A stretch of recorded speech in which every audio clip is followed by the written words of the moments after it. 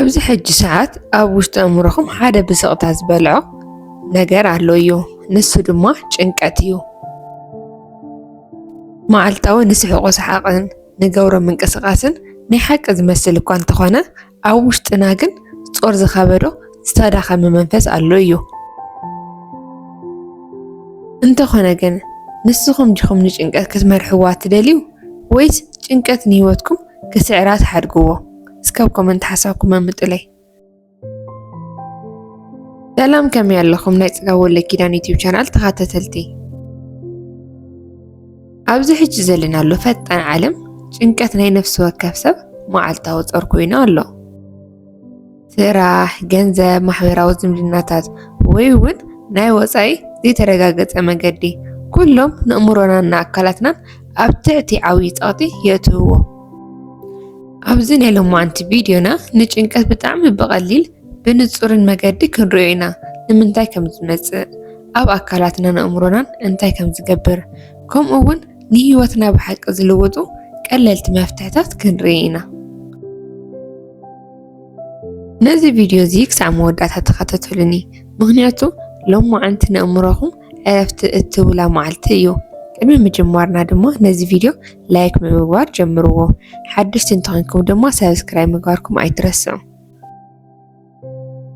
ቅድሚ መፍትሒ ምድላይና ቅድም ቀደዳድም ጭንቀት እንታይ ማለት ከም ዝኾነ ብቐሊሉ ክንርድኦ ኣለና።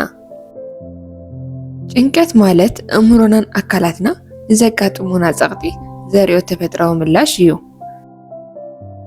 ንኣብነት ሓደ ከቢድ ስራሕ ወይ እውን ብድሆ ክመፀና ከሎ እምሮና ብቕልጡፍ ክንሰርሕ ወይ ካብቲ ፀገም ክንወፅእ ይሕግዘና እዩ። እዚ ድማ ተፈጥራዊ እዩ። እቲ ፀገም ዝጅምር ግን እቲ ጭንቀት መዓልታዊ ምስ ዝኾነና እዩ። ሎሚ ኣብዚ ዘመናዊ ዓለም ኩሉ ነገር ብፍጥነት እዩ ዝኸይድ።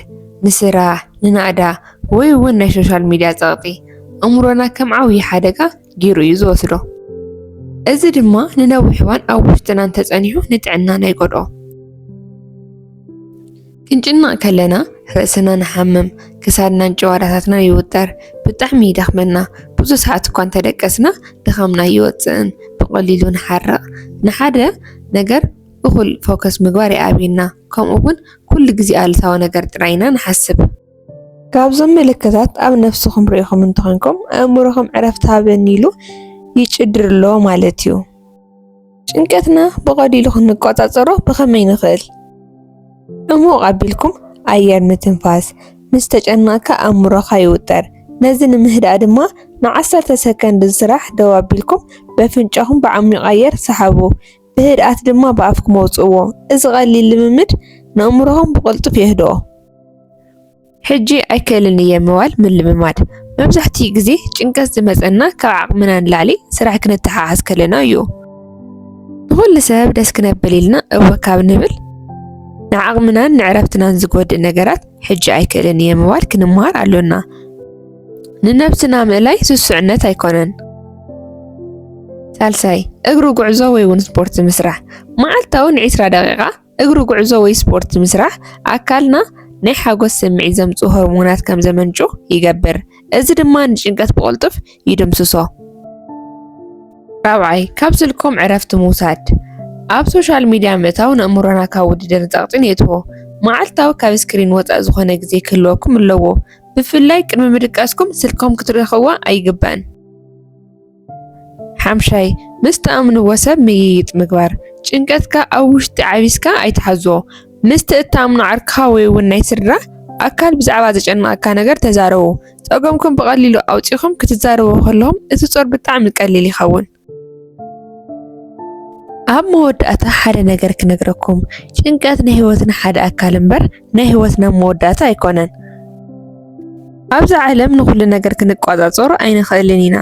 ናይ ካልኦት ሰባት ባህሪ ወይ ናይ ወፃኢ ኩነታት እንትኾነ ግን ንናትካ ምላሽ፣ ንናትካ ኣተሓሳስባ፣ ንናትካ ጥዕና ክቆፃፀሮ ትኽእል ኢኻ።